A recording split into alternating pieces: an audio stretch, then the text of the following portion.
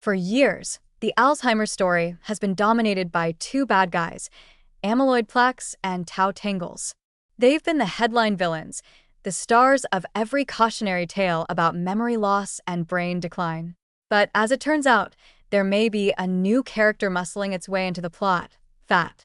Not the kind of fat we count on food labels, but fat stored inside the brain's own immune cells, the microglia.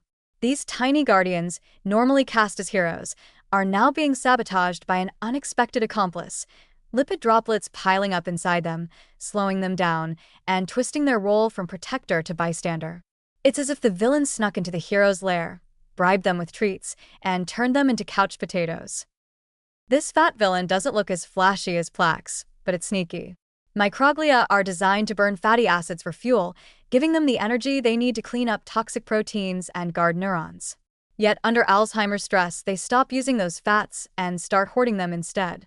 Thanks to an enzyme called DGAT2, fatty acids get transformed into long-term storage fat, triacylglycerol, which clumps into droplets. Soon, the microglia aren't buzzing with energy. They're weighed down like a superhero stuffed into armor that's way too heavy to move in.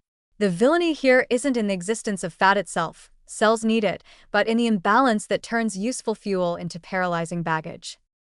And here's where the plot takes a hopeful turn. Unlike plaques and tangles, which are infamously difficult to dissolve, this fat buildup comes from a process we can actually influence. Scientists have shown that when DGAT2 is blocked or degraded, the fat shrinks, the microglia lighten up, and they leap back into action. It's like watching the hero finally shake off the villain's grip, throw off the chains, and get back to saving the day. The idea that microglia aren't permanently broken but just temporarily sabotaged is a powerful shift. It means that Alzheimer's isn't only about unstoppable decay, it may also be about rescuing the brain's natural defenders from the weight that holds them down. Even more exciting, this fresh perspective opens new strategies for treatment.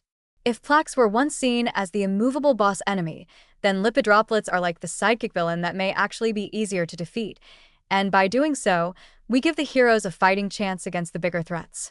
That's not just good news for patients and families, it's also energizing for researchers, because it points to therapies that may restore function rather than only slow decline.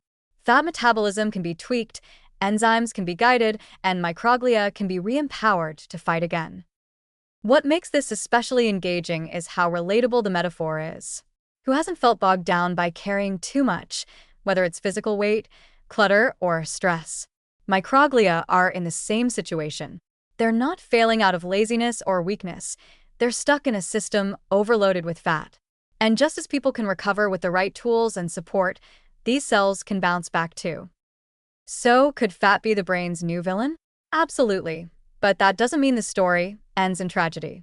If anything, it makes the Alzheimer's plot more interesting, because every villain needs a hero, and in this case, the heroes are still there.